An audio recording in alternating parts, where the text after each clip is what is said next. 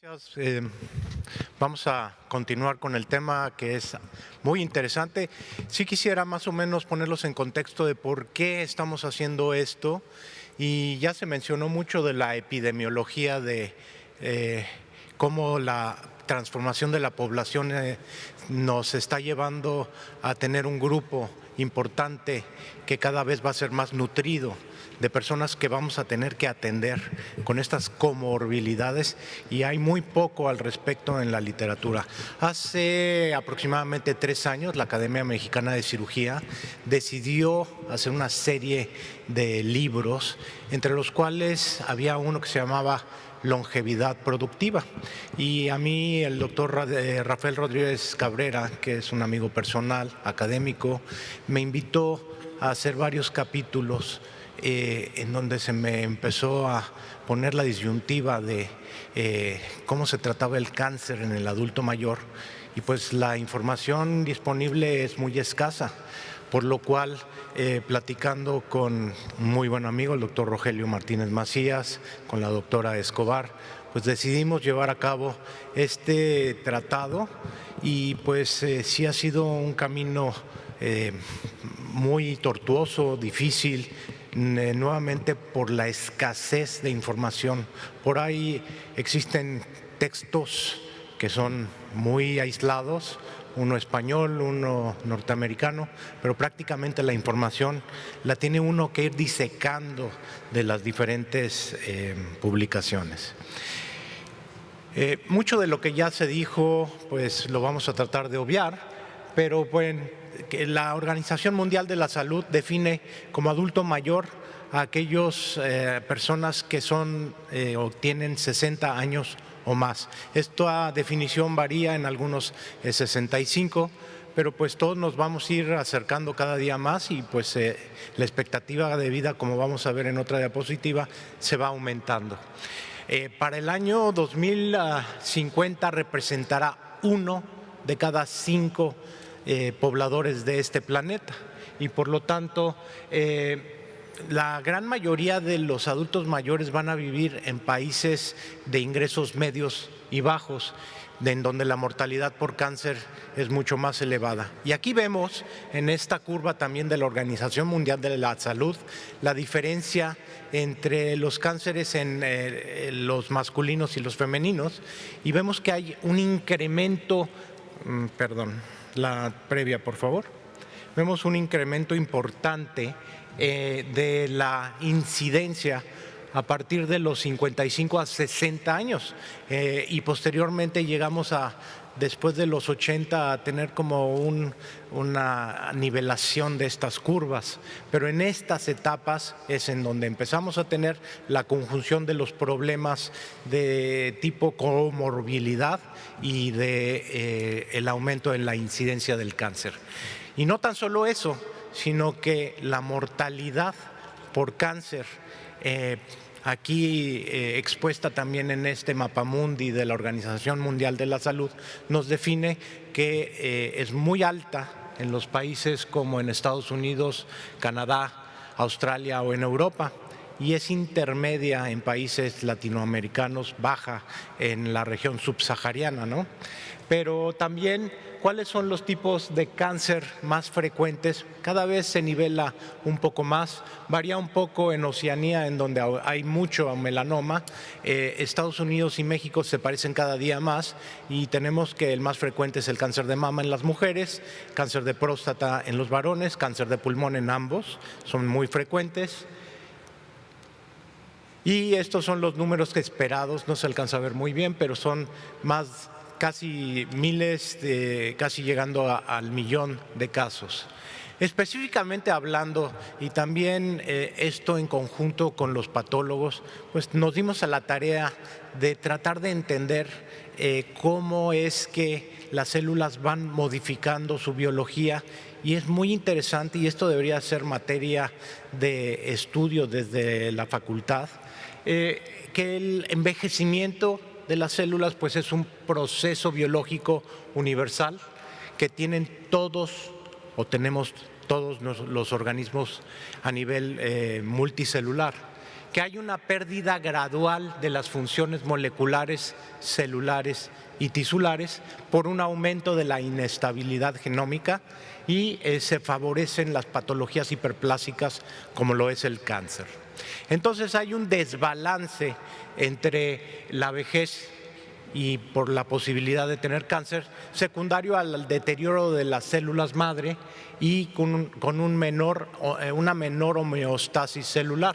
Y esto condiciona que existan alteraciones genéticas, principalmente la neuploidía, la poliploidía, el acúmulo de la exposición a carcinógenos, que son estas alteraciones a nivel externo, las conocidas como epigenéticas, y entonces hay una mayor posibilidad de génesis tumoral. Esta es una diapositiva muy importante y se ve toda la evolución desde la fase embrionaria hasta la senectud, y básicamente encontramos que existe un agotamiento de las células madre con las que nacemos. Posteriormente existe una dificultad de comunicación intercelular, una inestabilidad genómica o genética, un acortamiento de los telómeros, y esto va a ser un punto muy importante dentro de esta exposición, porque entre más replicaciones se ha visto un efecto que fue descrito en 1961, en donde los cromosomas pierden a nivel externo esta situación. Las alteraciones epigenéticas, que son las exposiciones a los carcinógenos, y hay una menor formación de proteasas por también un aporte disminuido de nutrientes, por una disfunción mitocondrial que nos lleva al fenómeno de una célula vieja o senescente. Y bueno, podemos nosotros nacer con algunas mutaciones y estas a lo largo de la vida no expresarse porque no haya los estímulos suficientes o necesarios para que esto suceda. Pero podemos también tener células normales. Y esto aquí es uno de los puntos más importantes, el estrés oxidativo, que pues es una molécula que necesitamos para subsistir, pero que a la vez nos proporciona un daño que puede llevar a una mutación genética que sí se exprese.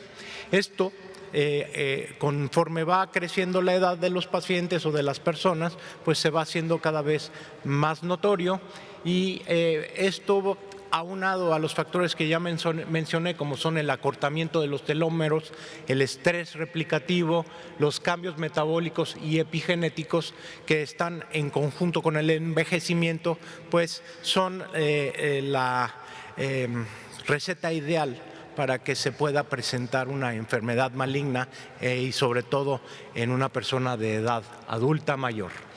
Entonces, ¿qué es la senescencia replicativa? Es un fenómeno que fue descrito por primera vez en 1961, como ya mencioné, por esta dupla de doctores que son bien importantes de mencionar, porque merecen un premio Nobel subsecuente porque no lo han recibido.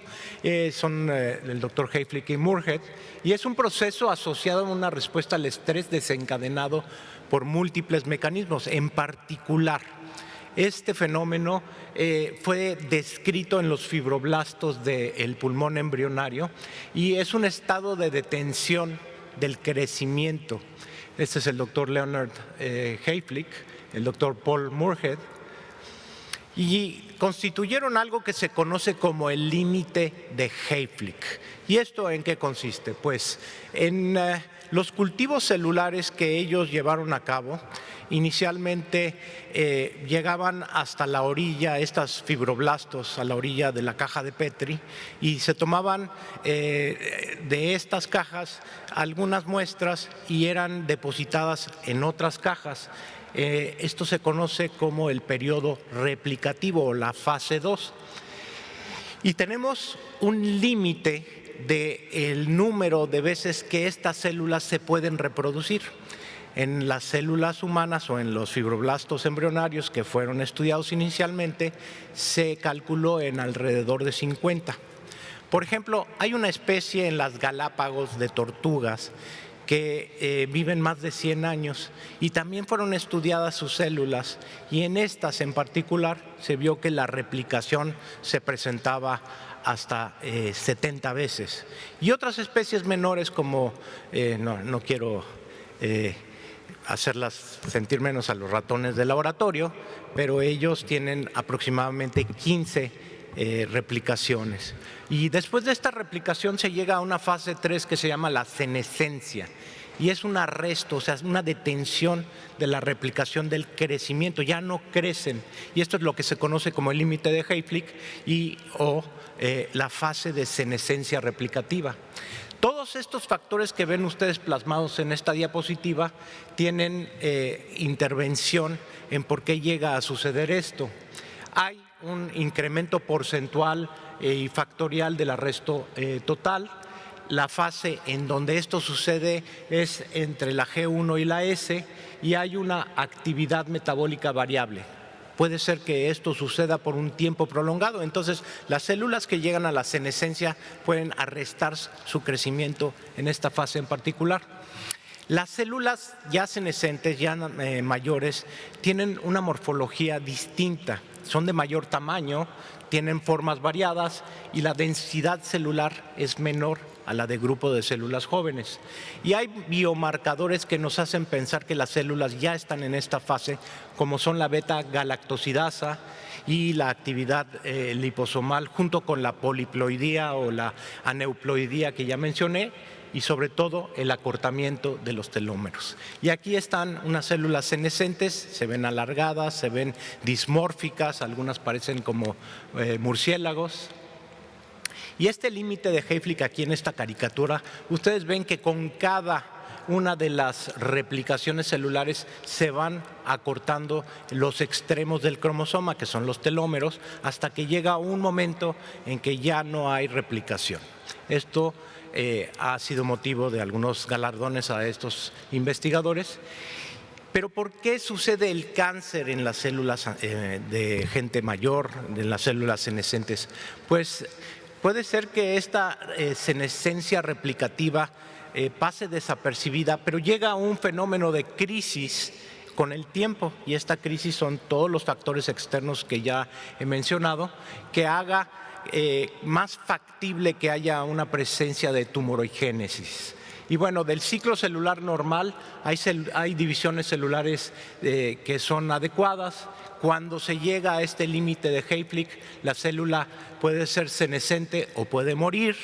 Y esta célula senescente puede, como ya mencioné, ser activada por una crisis que llegue a la inmortalización y altos niveles de apoptosis.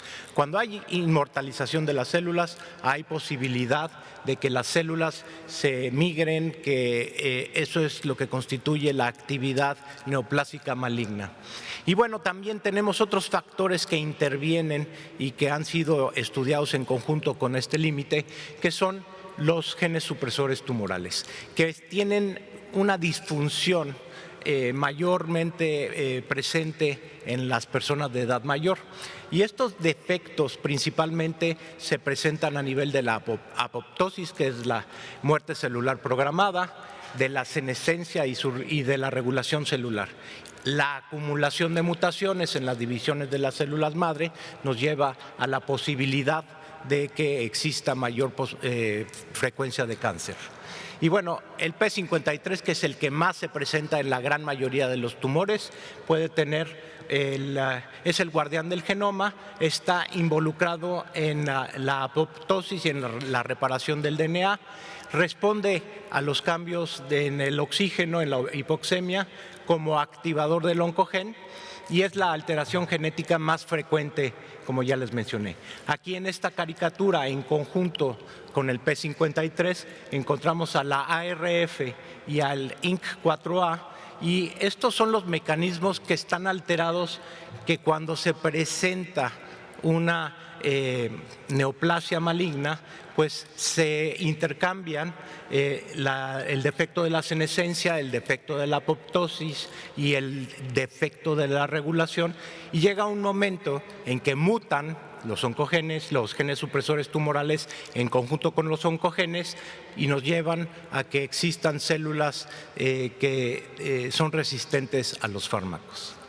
Entonces, en conclusión, El envejecimiento como proceso biológico pone en riesgo constante a las células, tanto por factores endógenos como por los exógenos, y arriesgan la integridad del DNA, así son responsables de la génesis de los tumores. Bueno, ¿cómo lo traducimos a la vida diaria?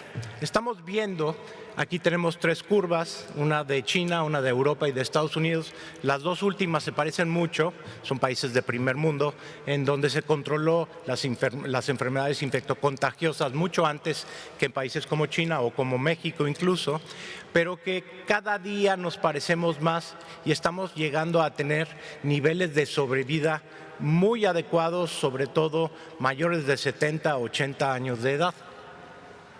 Y para llegar ahí lo más saludables posible, pues tenemos que tomar una vida saludable, hacer una dieta que no incluya carcinógenos, dejar el tabaco, el alcohol.